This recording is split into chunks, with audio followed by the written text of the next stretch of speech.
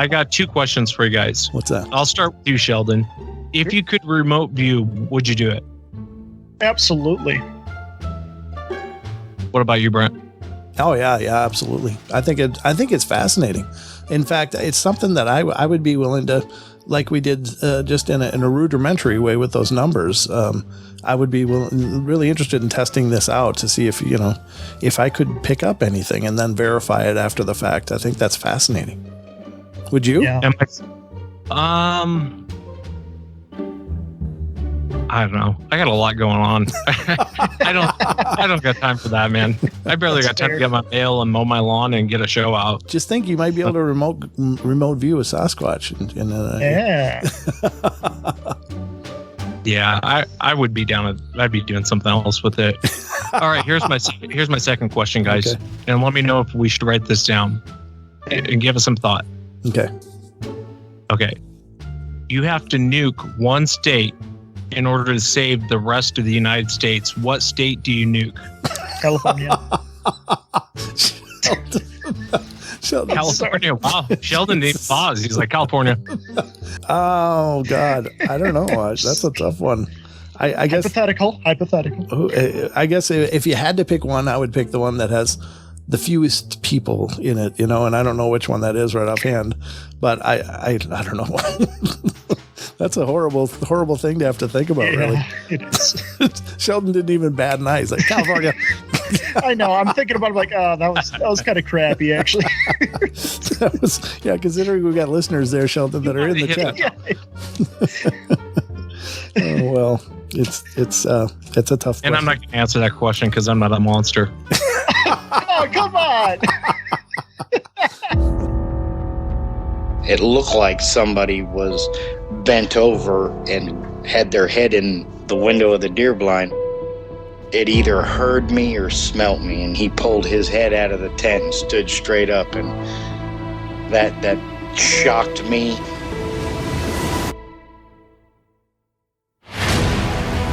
They don't make people that big. The way it moved, almost as if it was gliding across the beach. I've never seen anything move like that in my life. They were screaming at each other in gibberish.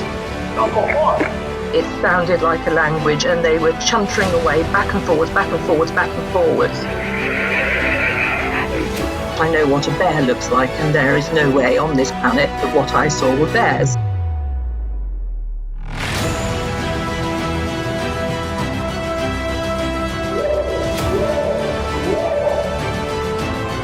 911, what are you reporting? Jesus Christ, you better... Sir? Gia! Hello? Get somebody out here. What's going on now, sir? That son of a bitch is about 6'9", I don't know. Do you see him now, sir? Yes, I'm looking right at him. Uh-oh. Brent Thomas from the Paranormal Portal podcast once told me, and I quote, "I just want to lie on the beach and eat hot dogs. That's all I've ever wanted." The guy is full of wisdom beyond his years.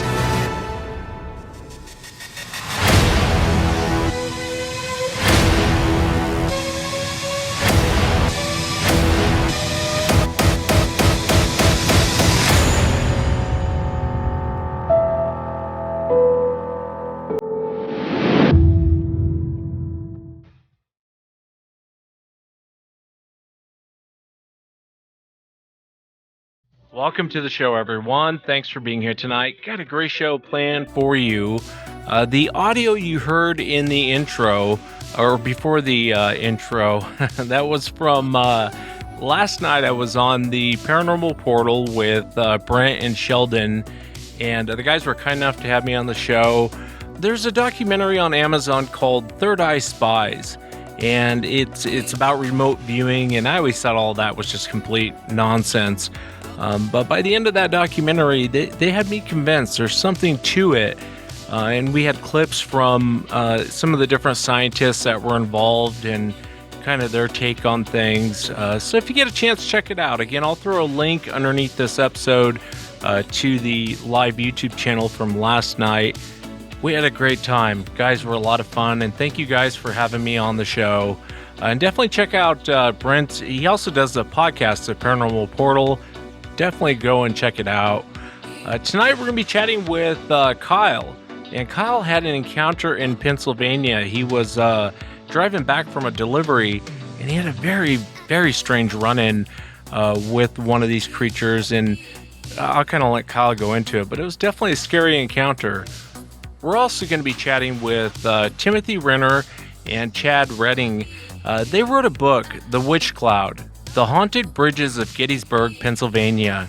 And I know Tim's been talking about this on his podcast, Strange Familiars, and he's mentioned Tim and Chad go up to this bridge, and there's been a lot of really weird things that have happened on the bridge and actually around the bridge. And it's fascinating. You know, even when they go up there and they're doing their investigations and setting up their recordings, they'll run into people up there. And they ran into a couple one night, and here's what happened. We're not even to the bridge yet, and she was like, he knows we're coming. We pull in. As soon as we pull in, I park where I'm at right now. Mm-hmm. Mind you, we're the only ones here. There is this entity walking that way, and then it disappears. So you saw something walk across the bridge, or it was at the end of the bridge. It was already on the other side. Path. Yeah, and then just went. But like it wasn't a quick thing. Like you physically saw it, and then it left. And I'm like, did you see that? And it wasn't human because the body was wide, but the arms were long, but there wasn't a bottom, and there wasn't a head. It was like that's all you could see. I don't know if you've guys ever seen that picture, but there's a picture that somebody took of a guy sitting right there, like on the edge of the bridge, and it looks exactly like that. Yeah, except he went off around, like, I can't remember how far down the bend is, but it was not far, and then he was gone. So just like a big, burly body. Just the torso with the arms. Yes. Was there hands? I didn't see any. Okay. Now you're saying, like, you couldn't see the legs, or? Couldn't see legs. Because of brush, or because his legs weren't there? We don't know. I can't. We don't know. Yeah, I mean... I can't say it was brush because he was on the path. Oh. And I saw the clear torso. Wow. So... Yeah, and we'll be chatting with Tim and Chad here in a moment. The book, again, is called The Witch Cloud, The Haunted Bridges of Gettysburg, Pennsylvania. And it's available now on Amazon and also on strangefamiliars.com. If you've had an encounter and you'd like to be on the show, shoot me an email. My email address is wes@sasquatchchronicles.com. And if you get a chance to check out sasquatchchronicles.com, you can become a member and get additional shows. Let's jump into it tonight. I want to welcome Kyle to the show. Kyle, thanks for coming on. Thank you. It's good to be here. Yeah, I can't wait to get into your encounter. And I know this took place in Pennsylvania, and it's a very recent encounter. If you would just kind of start from the very beginning, what were you doing, and walk us into what happened? Okay. Well, little backstory.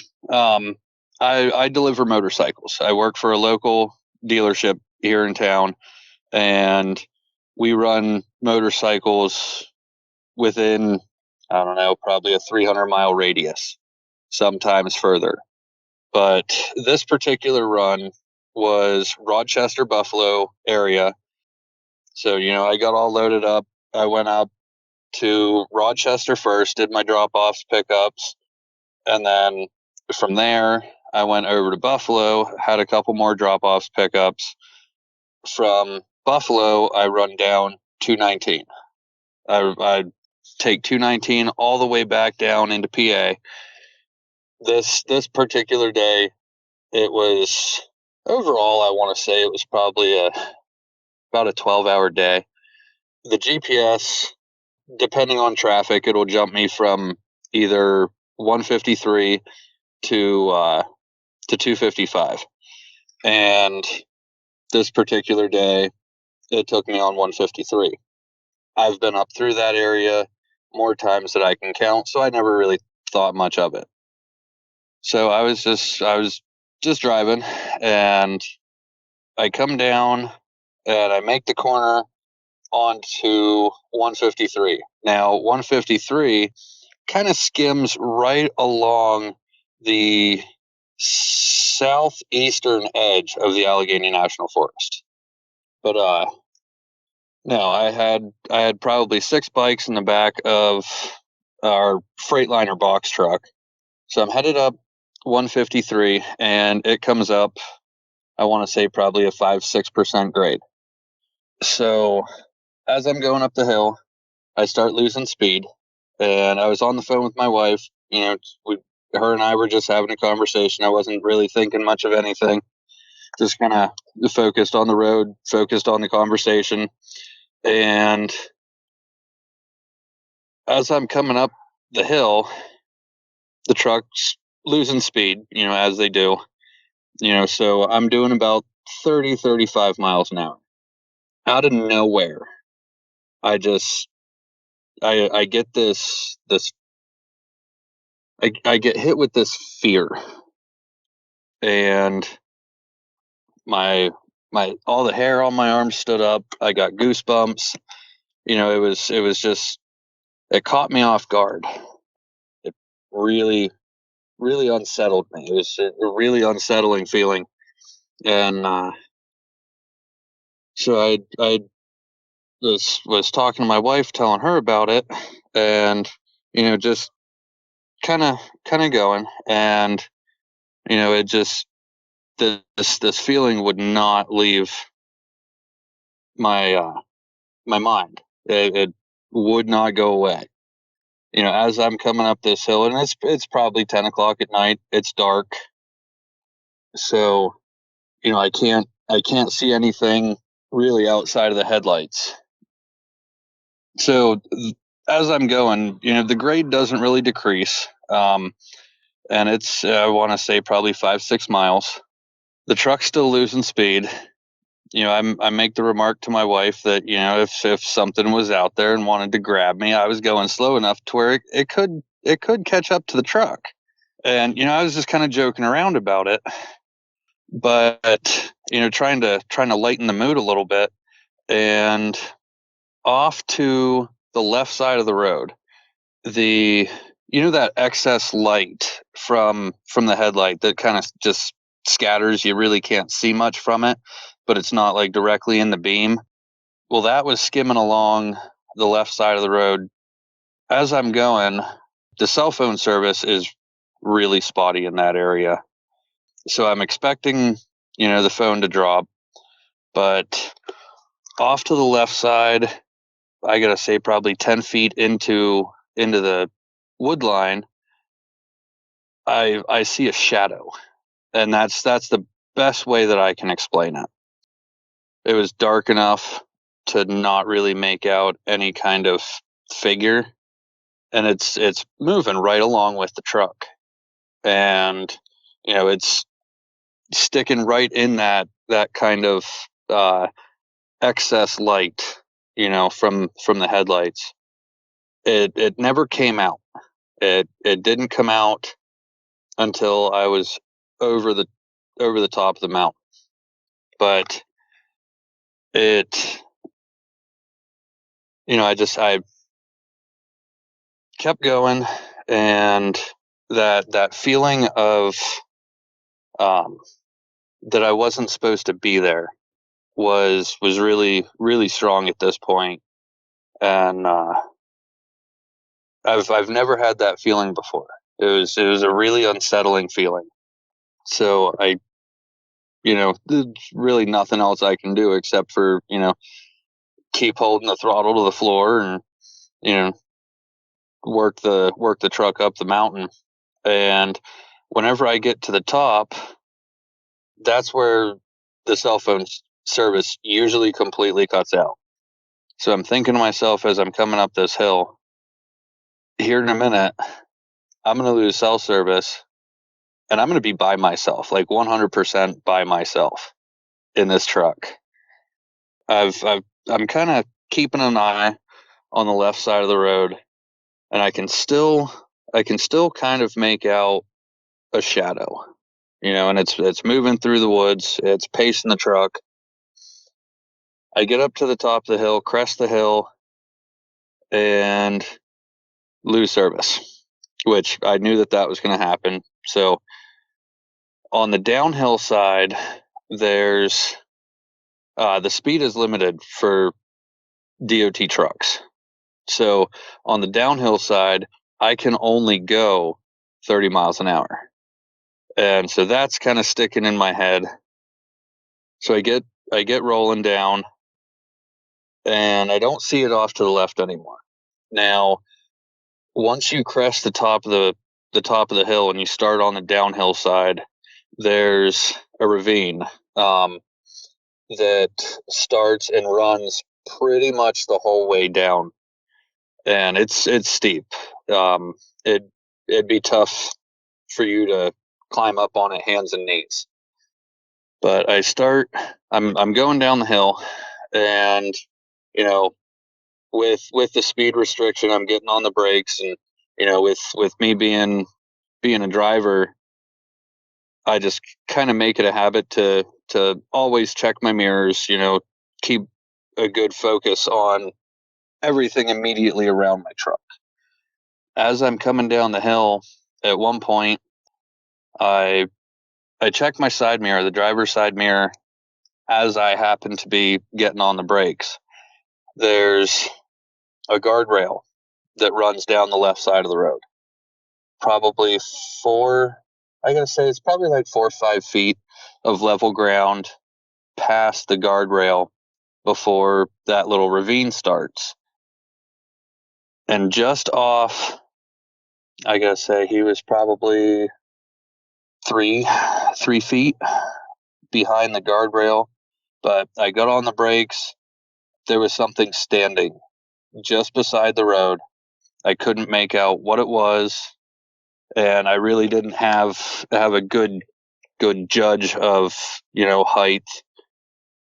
But continued down the road, and I kept getting the feeling like there was anger there, like I can't chase you anymore.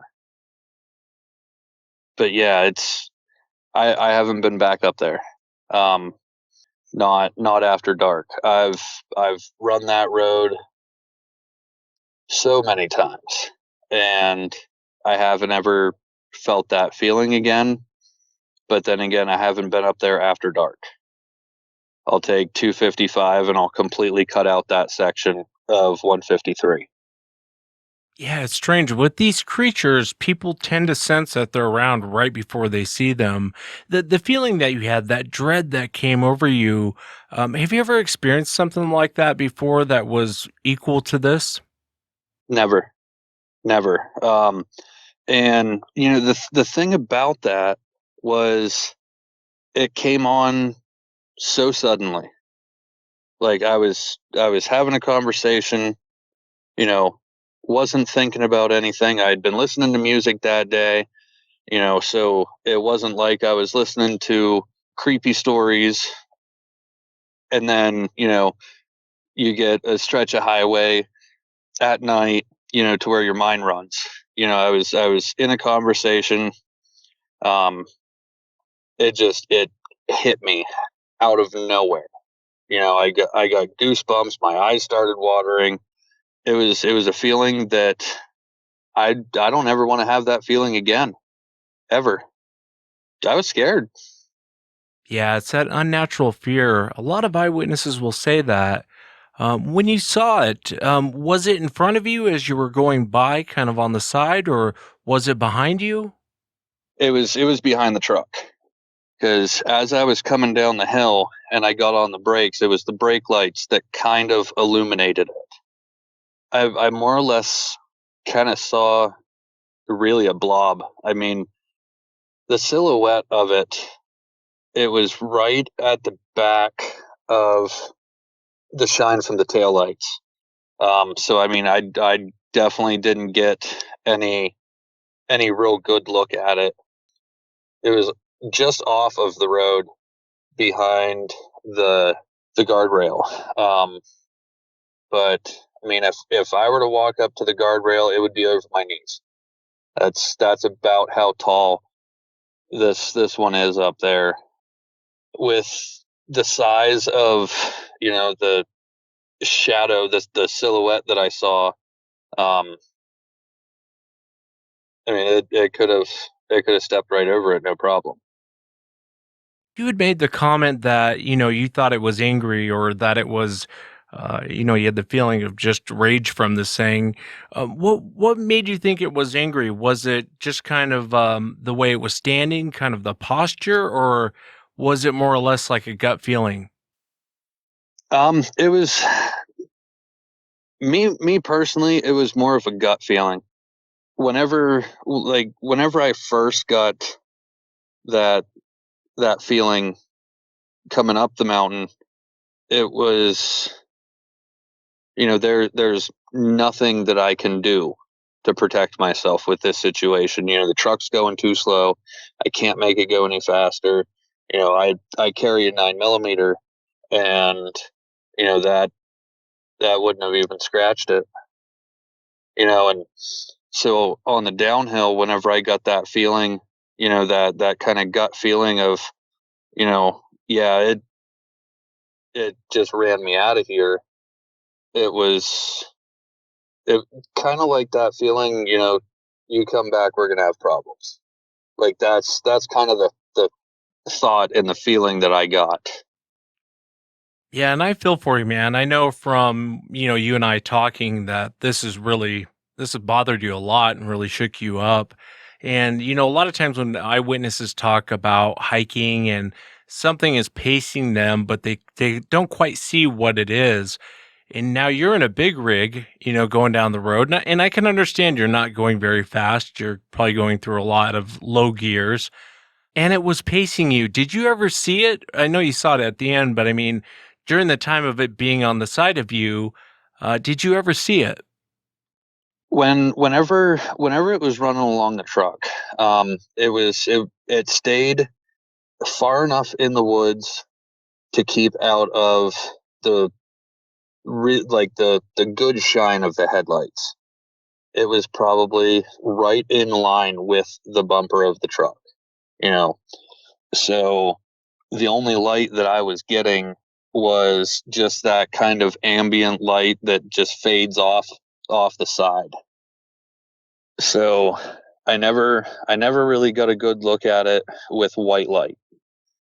I've run it through my head, and it's, I run this truck all the time, and so I've watched on different roads that I've been on, to see if there was any shadow from the headlights that would cast over there, and I can't get it to duplicate. I can't get it to throw that shadow anywhere else. Yeah, well, I mean, you obviously saw something. I think that it was more than a shadow, and especially the way it came out. And those back lights, brake lights on those back trucks are pretty bright. I mean, it's not going to illuminate the whole thing, but I can understand why you would see a figure standing there, and it sounded like a large figure. I wanted to ask you, Kyle. I know you quit hunting about 3 years ago, just from talking to you. But when you're out there hunting and you run into like a bear or a cougar, you're afraid. Don't get me wrong, you're scared. But this type of fear, before you even see it, and I hear a lot of eyewitnesses say that, it's almost like they kind of sense it before they see it. In a lot of encounters, actually. But that fear, that dread. What is your opinion? Because when I hear that, it sounds very unnatural. And I would agree with you. I've seen bear, I've seen bobcats, and it wasn't that. It was a feeling that no animal that I've seen, it's a different kind of fear. I've walked up, this another story, just to kind of compare the feelings here. Years and years ago, I was middle school, got off the bus. We had a long driveway. I was walking up the driveway and there was a coyote in the middle of the driveway as I was walking. That was scary, but that was not the same feeling as what I got in the truck. A completely different type of fear.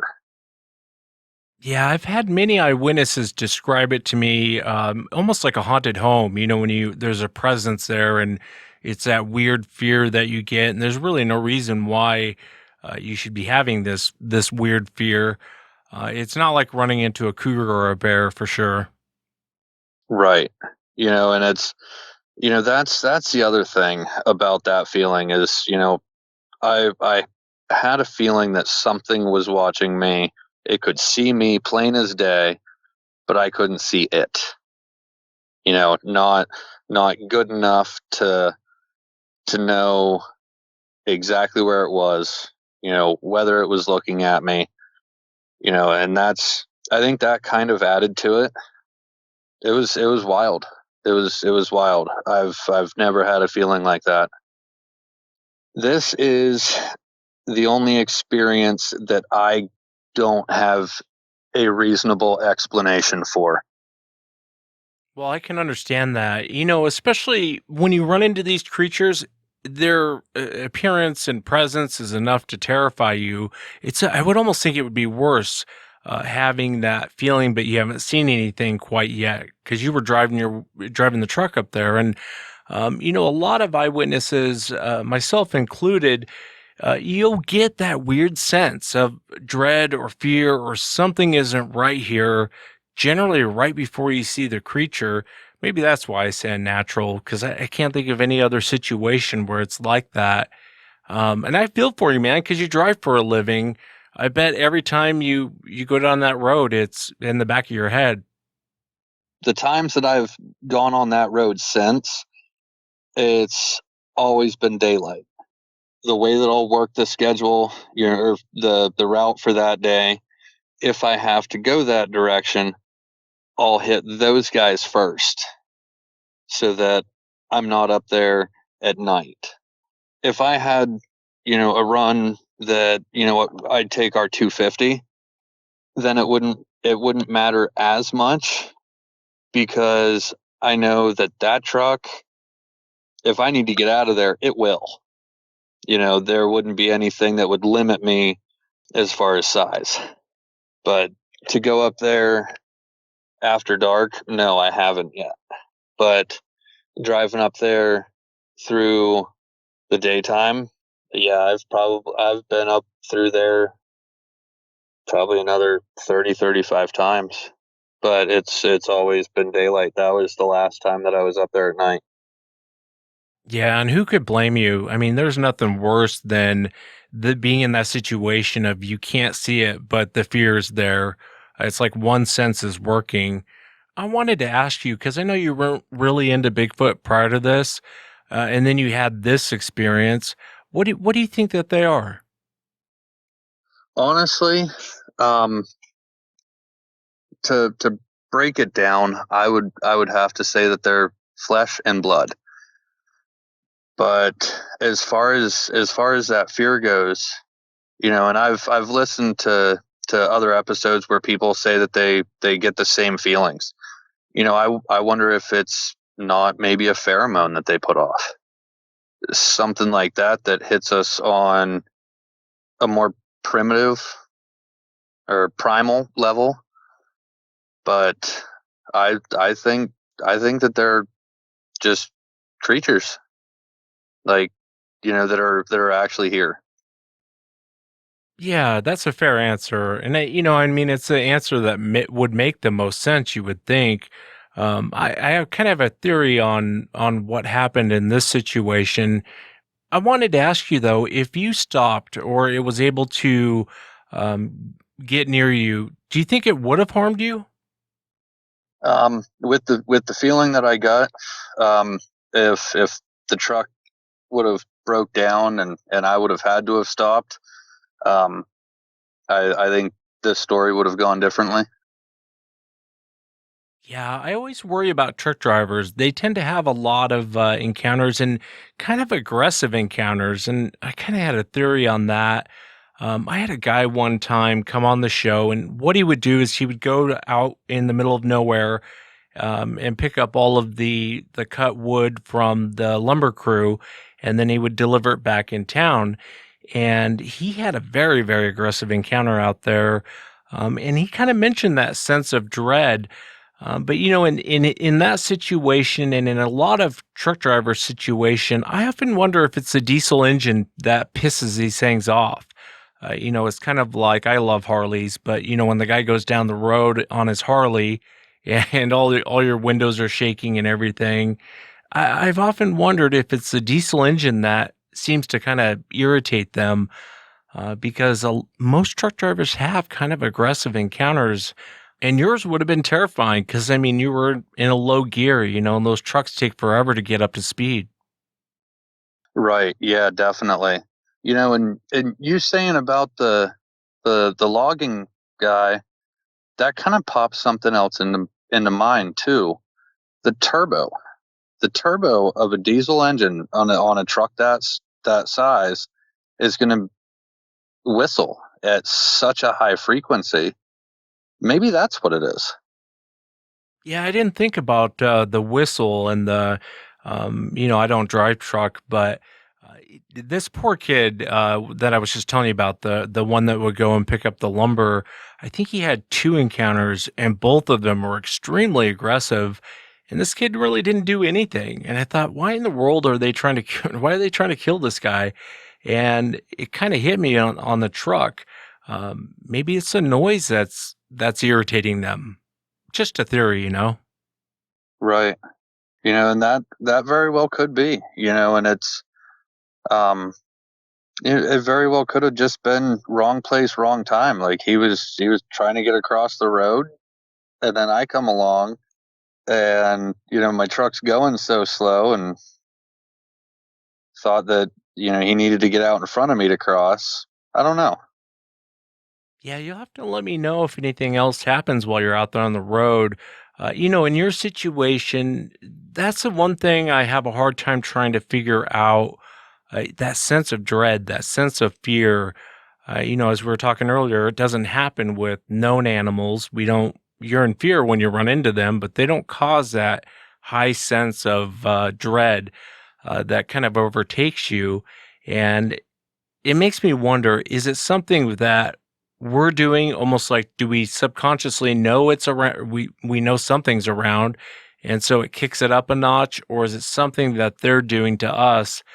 It's strange. A lot of eyewitnesses talk about it, though, and most of the time, like I said before, you'll get that right before you see the creature. And I know what you saw step out was basically kind of like a blob squatch. That fear, though, that overtakes you is strange. Right. And that's the biggest thing about this, about this encounter.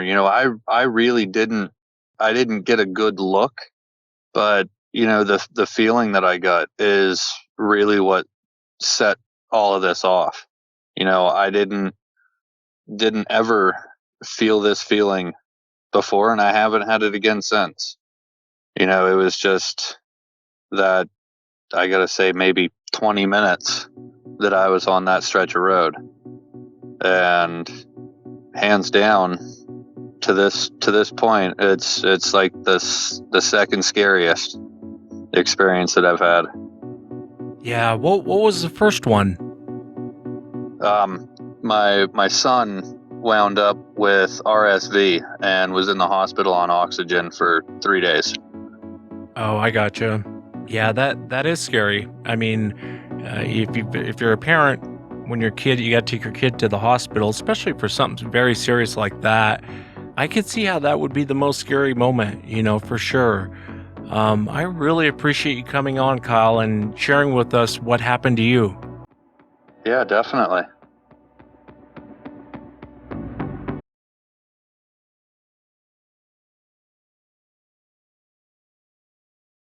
And next up on the show is Timothy Renner and Chad Redding, and we're going to be discussing Tim's new book, The Witch Cloud. The Haunted Bridges of Gettysburg, Pennsylvania. Definitely go over to Amazon and get yourself a copy. And if you haven't heard Tim's podcast, Strange Familiars, definitely go give it a listen. I listen to Tim's podcast. I really enjoy it. It's very different from a lot of podcasts, and I know he puts a lot of effort into it, and he does a great job. Tim, welcome to the show. Thanks for being here. Thanks for having me, Wes. Yeah, I appreciate it. And Chad, welcome to the show. Thank you for being here. Well, thank you. I appreciate it very much. And Tim, if you would, I'll have you start. Tell us a little bit about your book, The Witch Cloud, The Haunted Bridges of Gettysburg, Pennsylvania, on Amazon and strangefamiliars.com. Tell us a little bit about the book. Well, we were looking for something special to do for Strange Familiars' 300th episode, and we didn't know what that was going to be. We made a joke. We said we should do a cassette episode of a podcast just as a joke, like like release it on cassette. And we're kind of kicking around ideas. And Chad was with me one night. We were hiking in Gettysburg. We were actually hiking the battlefields, and you have to get off the battlefields by, I think it's 10 o'clock at the time. I think it might be dusk now since COVID, but I think at the time it was 10 p.m. We had to get off the battlefields, and Chad's like, well, let's go somewhere else. Do you know any place to go? And since we were in Gettysburg, I had heard about this bridge, and I'd been there once before. The way I heard about it, I was at a paranormal convention in Scranton, Pennsylvania, and I heard people talking about it. The people at the stand next to me, I was selling my books and stuff there. I heard them saying, like, the scariest place in Gettysburg is what they called Suicide Bridge. That's what they called this, Suicide Bridge. And I kind of filed it in the back of my head. And the reason that I was interested, though, is they said they went there and they said something was banging on the bridge that they couldn't see. And, being a Bigfoot guy, I'm thinking something was banging on the bridge that you couldn't see. And, this is a ghost. What are we talking about here? I need to go check this out. In any case, like I said, I went there once. It's kind of not too much happened the first time I was there. But then Chad and I went back this night, and it seemed really active with this like poltergeist activity, weird knocks and sounds and so forth. And it's very close to another bridge. It's directly in line with a very famous haunted bridge in Gettysburg called Sachs Covered Bridge. They usually do, if you see a program on the Ghost of Gettysburg or something, they'll usually feature Sachs Covered Bridge because it's a cool place to film. It's an old covered bridge. It looks great. In any case, they're right next to each other. And Chad and I were talking. We're like, these bridges are, less than a half a mile apart, or maybe about a half mile.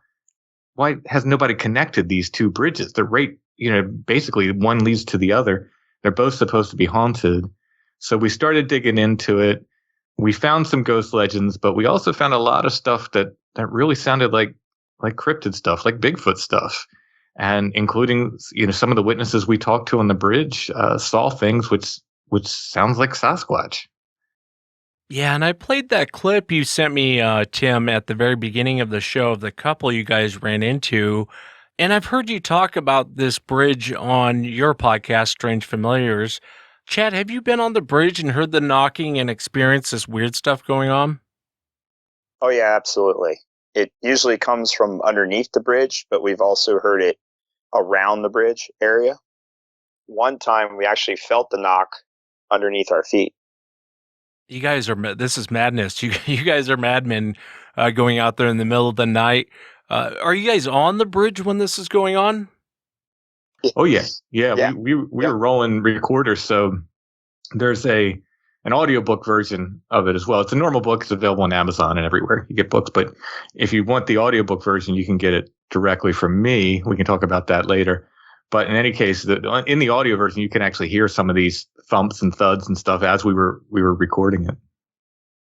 So when you guys hear the knocking, do you guys go underneath the bridge to find out what's going on?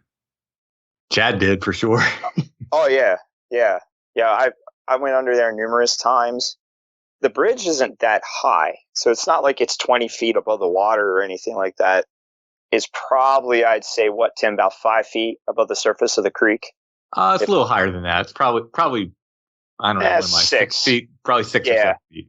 Yeah, because I've gone underneath and I can stand underneath the bridge, but you're right at the water level. The night that we heard the knocking under our feet, we both kind of skedaddled out of there because it was a very intense night that night. We hadn't heard numerous bangs and thuds. And we were actually recovering a recorder that we had left there on the one side. And as we were recovering the recorder and we're standing there, and all of a sudden we heard this bang, and it was literally underneath us. And we're like, oh, okay, time to go. When we investigate an area, we'll sometimes reach a point where we're like, okay, you get this feeling that enough is enough, and we've poked whatever is there at the areas that we are investigating, and we know it's time to leave. But yeah, I've been under there and have found no reason for these knocks and bangs. It wasn't like, this is a metal bridge, so it wasn't like the metal was cooling or anything like that. It was way into the night where the bridge would have cooled beyond that. But as far as it being haunted, I don't know. Everybody automatically assumes that, but there's just so much phenomenon out there that happens. Yeah, and I've been listening to the show, so I mean, I know what's going on out there. But for someone who hasn't heard the show, what other things are you guys experiencing beyond the knocking? As far as what we've experienced, we've seen a lot of weird lights all around the bridge that we just can't explain. One night I saw what looked like someone carrying a lantern on the ridge above it, and it went behind a tree and stopped, and that's federal land. There shouldn't be anybody there at that point, but that one might be explainable. But we've had these other lights, including lights that, one little one I actually photographed on the bridge, but just lights all around. They'll just pop up in the woods, and it's like, what's that light there? Originally, we thought there was a lot of people around, like maybe smoking cigarettes or something, but we'd go off after these lights, and there wouldn't be anybody there. There's a swamp kind of right by it to the south of the bridge, and a lot of times the lights were in that swamp, and there's nobody out there. There's nobody standing there. You can get some ghost hunters around and stuff because it's Gettysburg. You get a lot of ghost hunters, but ghost hunters don't tend to go off the path too far. They kind of tend to stick around, these bridges and stuff. They don't really go into the woods or go into the wild too much. And but we investigated anyway, and there's no explanation for these lights. So the lights and the noises, and those were the main things. And then again, like I said, we talked to witnesses there who had seen, the one reported, like, essentially described a Sasquatch. They said they pulled up and saw, they were calling it a ghost, but they said this thing was as wide as Chad and I, and taller than us, and its arms hung down below its or to its knees or something, and saw it walk through there. And then we interviewed witnesses while we were interviewing people. They were talking about being paced in the woods. There's a little bit of woods next to the bridge. They were talking about being paced, which we've actually had that happen as well. We've been paced there, but these witnesses that night, while we were talking to them, I had my back turned, and they said they saw a 7 foot tall solid black thing cross across the path. And these were ghost hunters, and they said, we're not coming back here. They said they went to Gettysburg regularly. They said, we're not coming back to this location. Yeah, the being paced out of the woods happens to many people, and very few people actually see it, but they know, the sound and everything else. They know they're being walked out. In certain areas where, like, Sasquatch, or there's ghosts, or it's UFOs or whatever, sometimes you can look into the history. And I know that you know your folklore and your history really well, Tim. And it's my understanding that there's kind of a legend that Civil War soldiers actually were hanged off this bridge, but you haven't, or people commit suicide off this bridge, but you haven't been able to really find anything. Yeah, so if you ask the local people, this isn't one of the places. It is now, because we've been talking about it on Strange Familiars, and it's getting a little more popular, and some of the ghost hunting tours actually go there now. Before that, this was really kind of like you had to be a local. You had to know about this place. The tourists and the ghost tours and stuff, they would go to the Sax Bridge, the covered bridge I was telling you about. That's very near this. But the locals would call it Suicide Bridge. And I looked all through every possible record I could, every newspaper for any evidence of a suicide around this bridge, and there just isn't any. There's no record of it that I could find. So I thought, this is probably an urban legend. But the curious thing is the other bridge, the Sachs Bridge, the wooden bridge, the covered bridge, that was there during the Civil War. Well, it existed during the Civil War. It's been rebuilt and moved since then. But that has a legend of 3 Confederate soldiers being hanged on it. They were deserters, which is unproven. If you ask the park history guides and stuff, they'll tell you there's nothing to that story. It's not, it's never been proven to be true. But there is a story with the other bridge of people being hanged. So I don't know whether it kind of got conflated because they're near each other, but people know this so-called suicide bridge was built after the Civil War. So they know they don't tie too many Civil War stories to it, which is unusual for Gettysburg. But so I don't know whether it just got conflated, because the story of the hanging of the Confederate soldiers or what. But locals will tell you, they'll tell you stories hey, yeah. Several people have hanged themselves on this bridge, but you can't find any evidence of that, which is pretty interesting, I think, because a lot of people claim to see apparitions of related to these hangings. Yeah, and I know that you've recorded a lot of really cool audio pieces, and there's a lot of things going on here. All the activity, does it mainly seem to be focused on the bridge, or is it just the general area?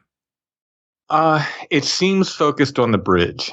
And Chad, the first night we were there, Chad walked there's a cold spot on the path. It used to be a road. You used to be able to drive over this bridge, but it's closed now. You can walk on it. It's like a bike path now. Chad walked over the bridge and it gets very, very dark on the other side, and there's a little bit of woods on each side there. And he walked into that area and he found this cold spot, and he said, "Oh, I really don't like this." And it's a very, I've been in haunted houses and felt cold spots and stuff before, and this is the coldest cold spot I've ever felt in my life. It's palpable. You just walk into it. It was in the summer when we first went there, and it was like walking into a freezer, walking into that cold spot. And Chad got very sick. He got very upset and very sick, and he said that he felt that it wasn't the temperature dropping, that it was something there that was kind of pulling energy from us. Again, this is just feelings. This is, cue the woo sound effects, but, woo. But Chad said he thought something there was kind of feeding off of energy off of people. So that's at that point we started kind of looking more into the history of it.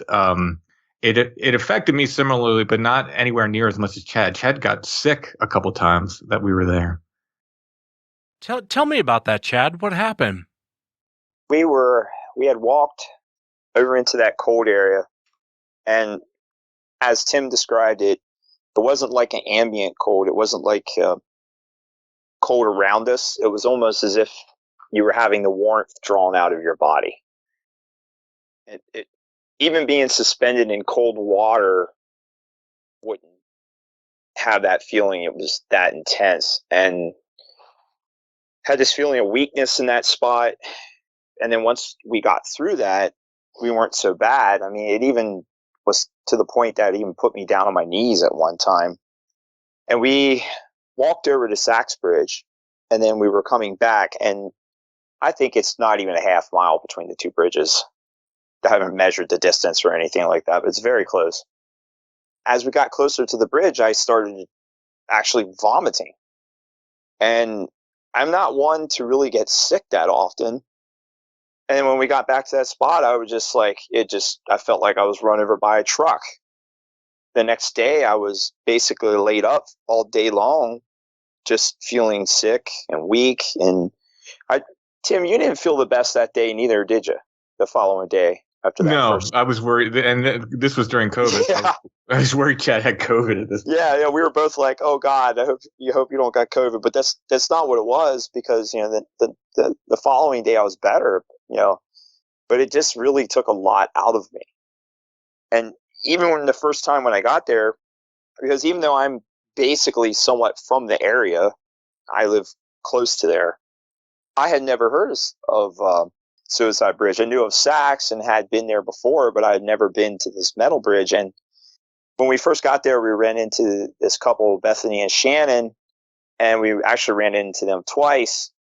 And as I'm wont to do when Tim's talking to witnesses, he's getting the story. I'll roam around and I'll just check out the area, look at things. And I had crossed over the bridge, and like you said, I felt that cold spot and just felt, just had not a good feeling.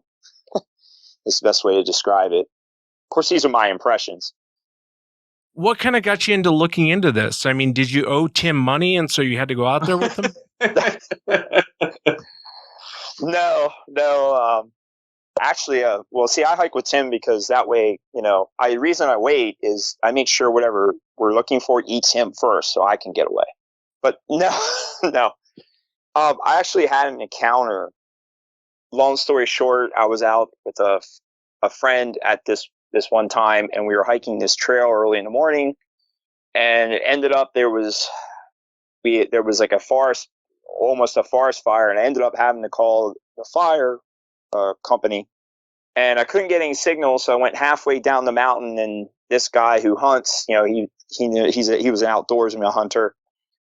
I get a signal, and I'm coming back up, and here he comes running down. He saw something go up the mountain, and we ended up going back up because we had to wait for the fire people to come. They cut the tree down, they put it out, and we ended up still going on our hike. We got screamed at by something twice, and I ended up, I heard about this this podcast because I was never part of this podcast world before. I didn't even know about it. A friend of mine told me about this podcast. He's like, you need to check out the Strange Familiars because I wear a lot of plaid. That's just what I wear. And he's like, yeah, you got to hear about this plaid man thing. And I started listening to Strange Familiars, and I'm like, well, I need to contact this guy, this Tim guy, and tell him about, my encounter. And we went on this hike because Tim likes to be in where it happens, just like I like to be too.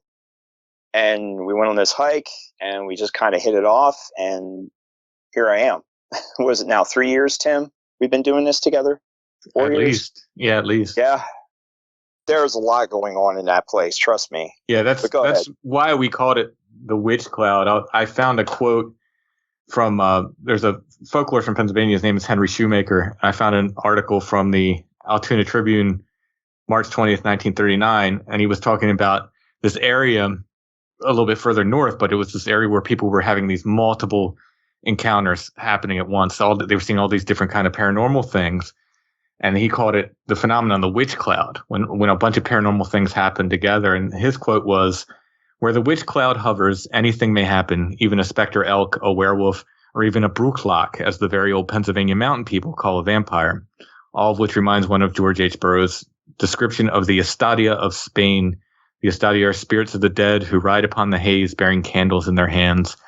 So it was just a neat little quote, but I used it as the title of the book because it's from Pennsylvania, it's from Shoemaker, but it's describing this idea where these multiple phenomenon are happening in one place. And I thought, well, that's a great, first of all, it's a neat term, but it's a great description for this area because we were having, like I said, these people are describing Bigfoot, other people are describing ghosts, people are describing all kinds of weird stuff going on around there. So that's where we took the title from. The Witch Cloud. What a cool name for a book. And if you want to get yourself a copy, go to Amazon. Again, it's called The Witch Cloud, The Haunted Bridges of Gettysburg, Pennsylvania. And you can go to Strange Familiars if you want an audio version of the book.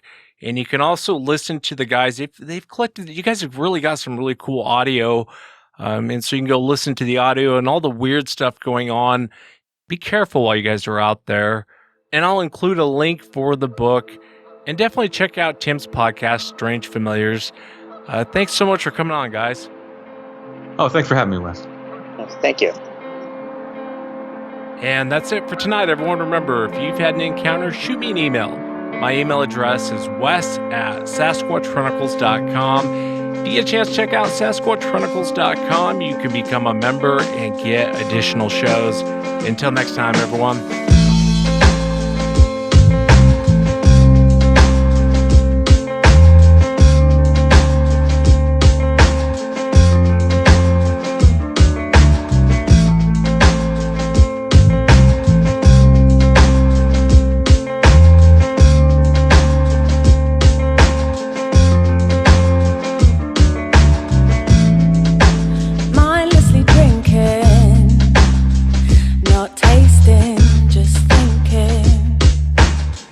About limitless infinite life. She is my thunder. No wonder I'm going under the intoxicating danger I like. Save me from myself, let me drown in my black lake. Let me float away.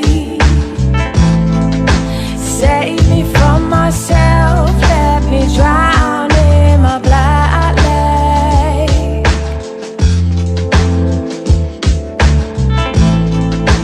Beauty is a black lake, let me sail away.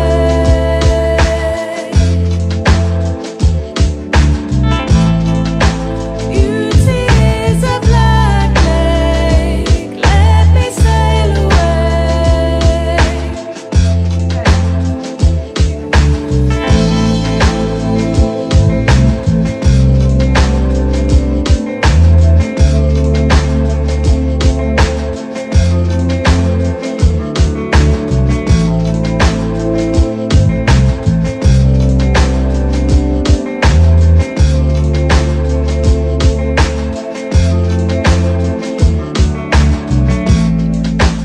Darkness approaching, deep water keeps flowing. It inhales me in the stormy tide. Endless emotion, a dawn thought, a notion, an epiphany, bring the shore to life. Save me from myself, let me drown